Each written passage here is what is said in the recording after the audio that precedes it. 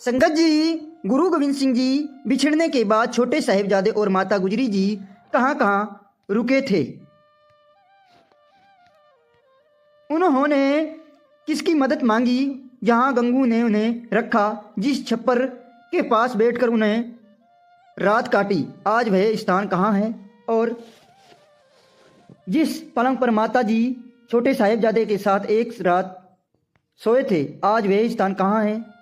आज की इस ऑडियो वीडियो में हम आपको बताएंगे उन सभी स्थानों के बारे में जहाँ जहाँ माता जी और छोटे साहिबजादे रुके थे। पापी गंगू के भी छोटे दिखाए। जिस जेल में माता जी और छोटे साहिबजादों को कैद किया गया था, वे जेल भी के बारे में बताएंगे। जिस दीवार में साहिबजादों को जिंदा चुनवाया गया था, उस स्थानों को भी हम आज इस वीडियो में बताएंगे।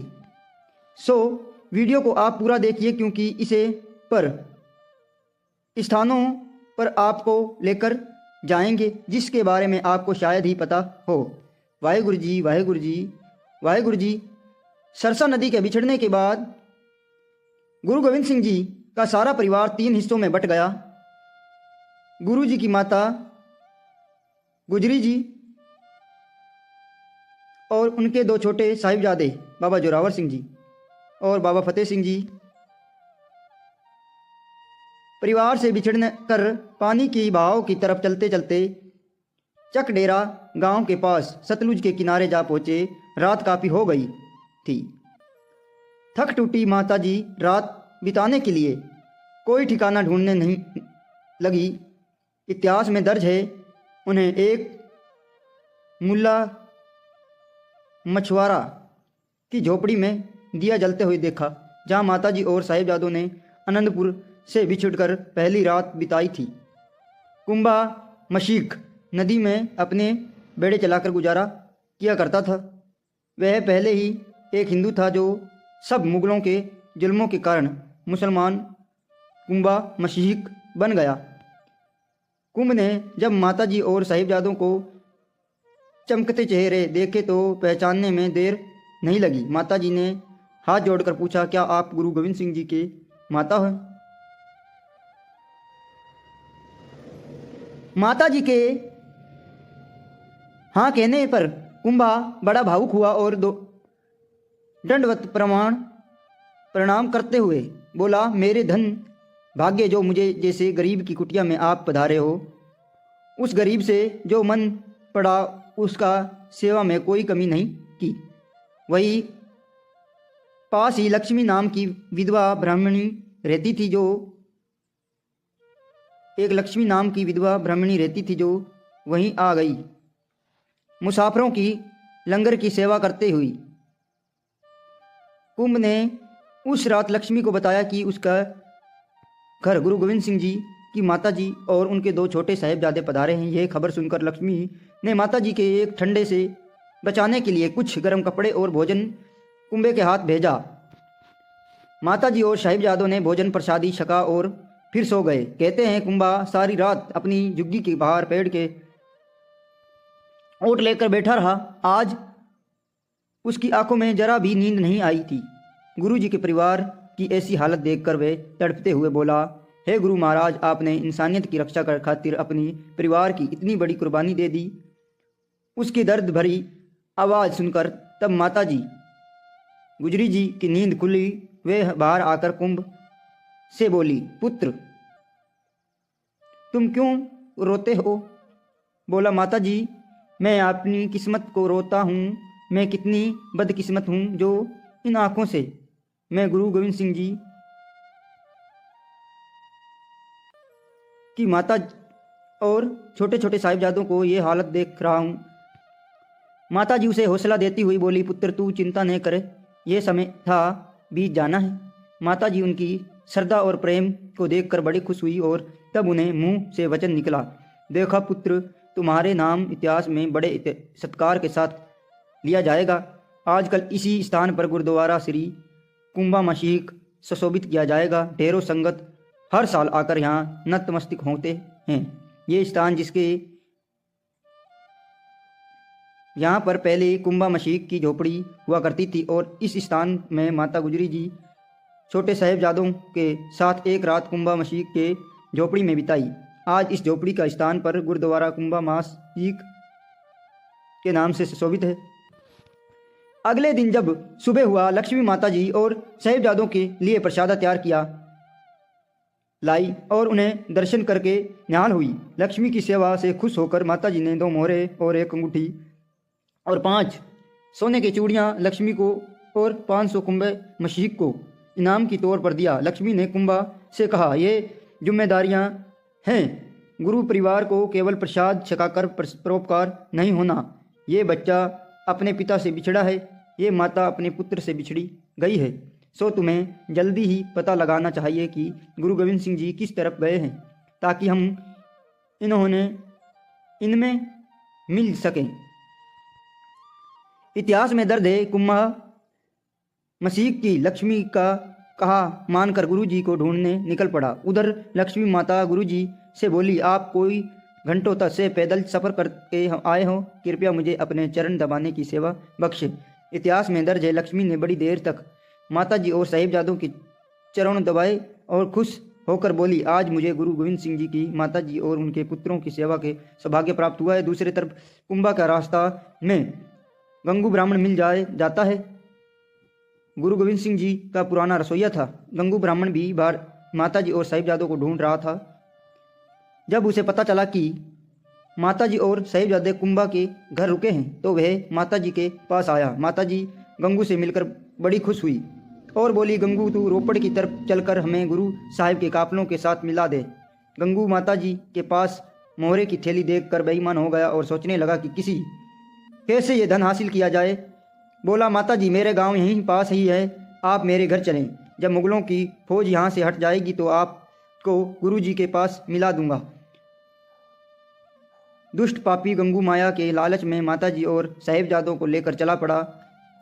रोपड़ के पास आकर माता जी से कहने लगा, यहाँ तो अभी मुगल फौज का कड़ा पहरा है, उधर जाना ठीक नहीं। असल में गंगू नहीं चाहता था कि माता जी रोपड़ जाए, क्योंकि वे ढेरों सिख परिवार रहते थे। फिर गंगू को धन चुराने का मौका ही नहीं मिल पाता। गंगू माता जी के आगे आगे चलती रही। वो इस ताक में था कि कब मौका मिले और थैली खिसका कर माता जी और साहिबजादों को यहीं छोड़कर चला जाऊं, पर उसे सही मौका नहीं मिला। इस तरह चलते चलते शाम हो गई। माता जी साहिबजादे किन्नौर गांव में आ पहुंचे। वे एक छप्पर के किनारे गंगू माता जी वे साहिबजादों को बिठाकर बोला, मेरे गांव यहीं पास ही है, मैं आकर आगे पीछे देख कर आता हूँ, कहीं मुगल फौज तो नहीं हो। वे सारी रात उनको वहीं पर छोड़ गया। दूसरी रात 22 दिसंबर को माता जी और साहिबजादों ने इसे छप्पर के पास दिसंबर की ठंड में सारी रात बैठकर बिताई। इसी कॉरिडोर जगह में माता जी और साहिबजादों की याद में आज गुरुद्वारा जाडीसर साहिब सुशोभित है।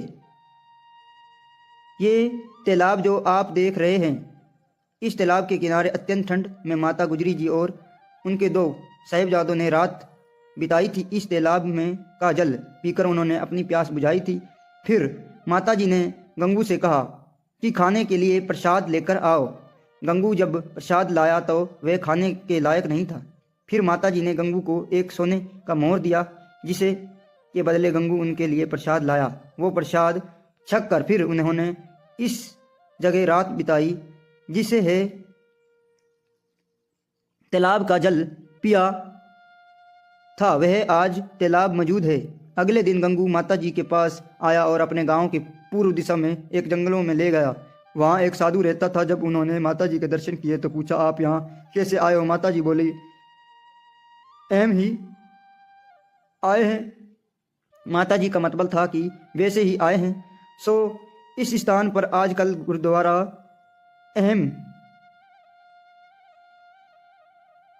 हेमकोट साहिब सुशोभित है। अहम साहिब सुशोभित है। इस दिन गंगू पापी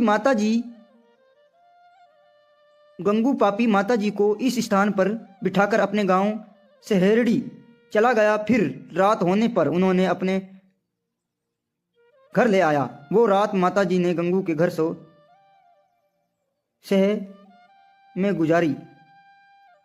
दुष्ट गंगू असल में माताजी को घर लाने ही नहीं चाहता था। वह रास्ते में उन्हें सारे धन लूटना चाहता था, पर उसे जब सही मौका नहीं मिला तो उसे अपने घर उन्हें लाना पड़ा। आते ही उनके अपनी माँ से कहा कि इनके पास बहुत सारा धन है, इसलिए आप इनमें खाने में जहर मिला दो। सारा धन प्राप्त करके फिर मैं खुद इन्हें ठिकाने लगा दूंगा। ऐसी बात सुनकर गंगू की माँ बोली, गंगू तू कैसा गुरु परिवार के साथ छल कर सकता है? उनके खाए नमक कैसे हराम कर सकता है? काश तू पैदा होते ही मर जाता। इस तरह गंगू की चाल कामयाब न हो सकी। फिर उनके दूसरी तरफ अपनाया। उसने माताजी और साहिबजादों को भोजन कराकर सोने के लिए बिस्तरा दिया। जब माताजी पाठ करके सो गई, आधी रात को गंगू धीरे धीरे कदम रखते हुए कमरे में आया और माताजी को सोए देखकर उनके सराहने रखी मोहरों की थैली उठाकर चुपचाप बाहर चला गया। सुबह माताजी को अपनी थैली न मिलने पर उन्होंने गंगू से पूछा, मोहरें कहाँ गई? गंगू हैरान होकर इधर उधर देखने लगा। फिर दौड़कर बाहर जाकर चिल्लाने लगा, चोरी हो गई है माताजी की, चोरी हो गई है माताजी की। गंगू को अंदर बुलाकर समझाते हुए कहा, गंगू तुम्हारे इस तरह शोर मचाना ठीक नहीं है। तू ये मोहरें अपने पास ही रख। तेरे से किसने मांगनी है? माताजी की ऐसे वचन सुनकर वो गुस्से में बोला, ये तो अंधेरा हो गया। एक तो मैंने आपको मुगलों के परवाह किए बिना अपने घर में पनाह दी, उल्टा आप मुझे पर चोरी का इल्ज़ाम लगा रहे हो। माताजी ने उसे समझाने की बड़ी कोशिश की, पर उसने माताजी की एक ना सुनी। उसने उसको कमरे में बंद कर दिया। वे सीधा मुरंडा कोतवाल जा पहुंचा और बोला, कोतवाल साहब, आपको मैं यहाँ एक खुफिया जानकारी देने आया हूँ। गुरु गोविंद सिंह जी की माता और उनके पुत्र मेरे घर छिपे हैं, आप आकर उन्हें पकड़ लो।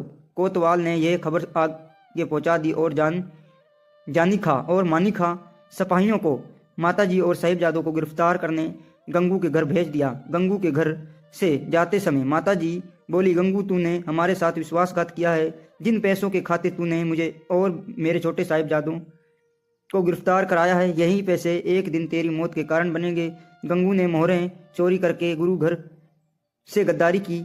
मुगलों से उन्हें पकड़वाने का इनाम भी प्राप्त हुआ किया। गंगू के घर माताजी ने 8 पौ की रात बिताई थी। इसलिए गंगू का घर आज माता व साहिबजादों की याद में गुरुद्वारा अटक साहिब सुशोभित है। आपको गंगू के घर में उसी चारपाई की भी दर्शन हुए होंगे जहां माताजी छोटे साहिबजादे के साथ सोई थी। यह जो छोटी ईंटों का घर आप देख रहे हो, यह था गंगू का घर, जो आज भी बिल्कुल वैसा का वैसा ही है। इस घर में कोई बदलाव नहीं किया गया। यह है वह पवित्र पलंग जिस पर माताजी व साहिबजादे एक रात सोए थे। आज भी यह पलंग संभाल कर रखा गया है। दूसरी तरफ माताजी और साहिबजादों को मुरंडे में एक रात कैद रखा गया। वहां आजकल गुरुद्वारा कोतवाली साहिब सुशोभित किया गया। अब आपको दर्शन करा रहे हैं गुरुद्वारा कोतवाली साहिब के, जहां बुजुर्ग माताजी और वह छोटे साहिबजादे ने अत्यंत कड़ाके की ठंड में रात गुजारी थी। सरंद में वजीर खान की कचहरी में ले जाने से एक रात पहले इस जगह पर माताजी और साहिबजादों को सारी रात जेल में बंद रखा गया। इस वजह से इस जगह का नाम गुरुद्वारा कोतवाली साहिब रखा गया। आज भी वह जेल वैसी की वैसी मौजूद है जहां उन्हें भूखा प्यासा रखा गया था। ये जो आप गुरुद्वारा साहिब देख रहे हैं, पहले यह मुगलों के पुलिस थाना था, उनकी कोतवाली थी। उनके बीच में जेल बनी हुई थी जहां आजकल श्री गुरु ग्रंथ साहिब जी विराजमान हैं। यहाँ वही जेल वाला कमरा है जहाँ कभी माताजी और साहिबजादों ने भूखे प्यासे रात बिताई थी। गुरुद्वारा कोतवाली साहिब गंगू के घर से 3 किलोमीटर की दूरी पर स्थित है। अगले दिन माताजी और साहिबजादों को सरंद ले जाया गया। सरंद का नवाब वजीर खान अपने 10 लाख फौज होते हुए भी गुरु साहिब को पकड़ नहीं पाया। 40 सिंह के आगे हार गया और तभी भी गुरु गोविंद सिंह जी को पकड़ नहीं सका। वजीर खान गुरु गोविंद सिंह जी को तो नहीं पकड़ सका, पर गुरु गोविंद सिंह जी की माता जी गुजरी जी और उनके छोटे साहिबजादों को अपने सामने देखकर बड़ा खुश हुआ। बोला, अब देखूंगा गुरु गोविंद सिंह जी अपने पुत्रों और माता के मोह से बंदे हमारे पास कैसे नहीं आते। इतिहास में दर्ज है, माता जी और साहिबजादों को वजीर खान ने डंडा ठंडे बुर्ज में कैद करने का हुक्म दिया था। ठंडे बुर्ज में जैसा नाम से ही पता चलता है, जो गर्मियों में भी ठंडा रहता है। 180 फीट ऊंचा और ठंडा बुर्ज के पीछे एक नदी बहती है, जिसके कारण ये सारा साल ठंडी ही रहती है। गंगू ब्राह्मण की गद्दारी के कारण नन्हे बेकसूर मासूमों की सर्दी महीने के रातों में दादी की साथ ठंडे बुर्ज में कैद करवाया दिया गया, जहां उन्होंने 3 दिन भूखे प्यासे रखे गए। इतिहास में दर्ज है, बाबा मोतीराम मेहरा जी जो गुरु घर का सेवक था, वे वजीर खान की कचहरी में हिंदू कैदियों का भोजन तैयार किया करता था। उन्होंने वजीर खान की शाही हुक्म के खिलाफ माताजी और साहिबजादों को 2 दिन दूध पिलाने की सेवा निभाई। मुगल हुकूमत को जब पता चला तो उन्होंने मोतीराम मेहरा को परिवार समेत कोलू में पिसवा कर शहीद कर दिया।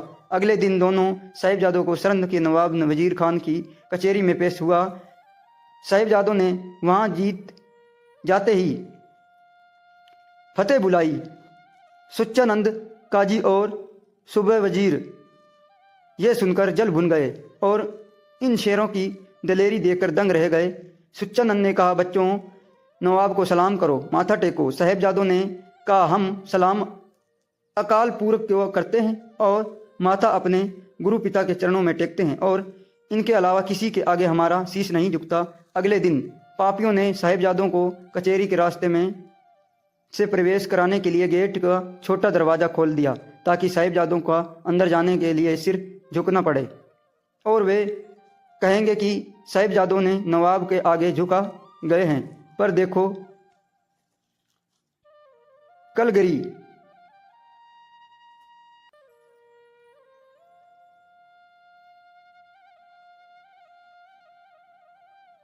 गुरु साहब के पुत्रों ने पहले अपने चरण अंदर किए, मानो दृष्टों के मुंह पर जूता मार दिया हो, दुष्टों के मुंह पर जूता मार दिया, फिर अपने शीश अंदर लगाया। इस्लाम कबूल करने के लिए बच्चों को नवाब ने बड़ा लालच दिया, पर वे धर्म पर अड़ा रहे। फिर उन्होंने वापस में भेज दिया गया। माताजी अपने बच्चों की वीरता की बात सुनकर बड़े खुश हुए और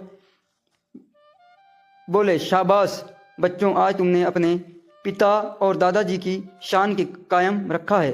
कल फिर तुम्हें कचहरी में ढेरों डरावे और ढेरों लालच दिए जाएंगे। देखना, आज की तरह धर्म को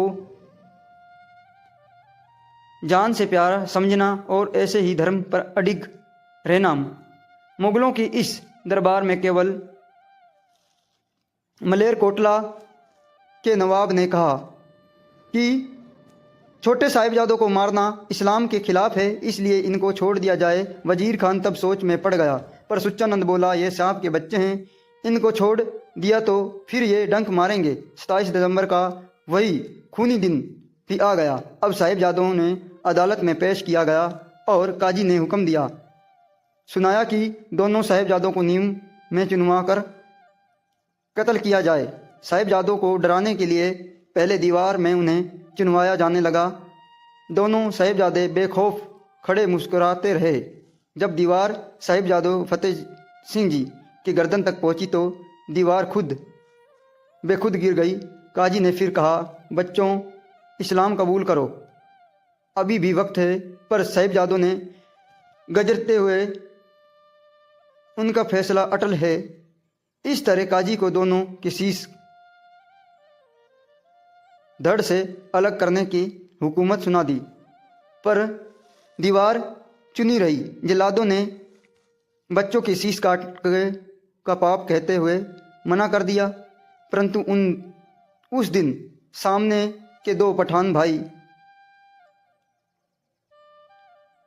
शेषल बेग और जो वहीं पेशी भुगतने आए थे, नवाब ने उनकी सज़ा माफ़ करने के लिए झांसा देकर दोनों साहिबजादों की कोमल गर्दन उनसे कटवा दी।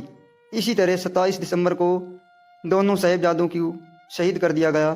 दुनिया के लालचों और ड्रामों का छोटे छोटे साहिबजादों के दृढ़ इरादों पर कोई फर्क नहीं पड़ा। बच्चों की शहीदी की खबर माता गुजरी जी के पास पहुंची तो दीवान टोडरमल को कहा गया, जो कि एक व्यापारी था और गुरु घर का श्रद्धालु भी था। उसने दुखी हृदय से माता जी को इस कहर की खबर सुनाई तो माता जी ठंडे बुर्ज में कहर की ठंड और इस कहर की खबर को ना सहन करते हुए अपने वृद्ध शरीर त्याग कर रब्बी जोत में समा गई। बच्चों को शहीद करके उनकी और माता जी गुजरी जी की मृतक शरीरों को मुगलों ने बाहर रखवा दिया। दीवान टोडरमल ने जोखिम उठाते हुए वजीर खान के पास मासूम साहिबजादों और माता गुजरी जी के अंतिम संस्कार करने की इच्छा प्रकट की। वजीर खान की तरफ से फरमान जारी किया गया कि इनका अंतिम संस्कार सरहद की धरती पर नहीं किया जाएगा, क्योंकि ये सारी धरती मुगल सल्तनत की है। सो जितनी जगह चाहिए उतनी जगह पर सोने की मोहरें खड़ी करनी, कीमत चुकानी पड़ेगी। दीवान टोडरमल ने सेवा का मौका जानकर घर जाकर मोहरों की थैलियों ले आए। जितनी जमीन संस्कार के लिए चाहिए थी उस पर निशान लगाकर दिए और सोने की मोहरें खड़ी कर दी। कीमती चुकाई माताजी और दोनों साहिबजादों का संस्कार बड़े सत्कार के साथ भाई टोडरमल ने किया था। इस छोटी सी उम्र की शहीदों की मिसाल सारी दुनिया में नहीं, बल्कि साहिबजादे जोरावर सिंह जी की उम्र 7 साल 11 महीने की थी और साहिबजादे फतेह सिंह जी की उम्र 5 साल 10 महीनों की थी। इतने छोटे बच्चों ने बड़े बुजुर्गों वाले कारनामे कर दिए, इसलिए इनको बाबा जोरावर सिंह, बाबा फतेह सिंह कहकर याद किया जाता है। गुरु गोविंद सिंह जी को इन्हीं दिनों जब साहिबजादों की शहीदी की खबर माही नामक सिख लेकर आया तो गुरु साहब जी ने तीर की नोक से धरती पर एक कुआं की बूटे को जड़ समेत खींचते हुए फरमाया और मुगल राज की जड़ खत्म होगी। एक शेर ने भी खूब कहा, कटवा का सिर 4 एक आंसू ना गिरा, रूह फूक दी। गुरु गोविंद सिंह ने औलाद कटकर जिस दीवार में साहिबजादों को जिंदा चुनवाया गया, वह दीवार आज भी सरहंद की गुरुद्वारे श्री फतेहगढ़ साहिब में मौजूद है। वाहेगुरु जी का खालसा, वाहेगुरु जी की फतेह।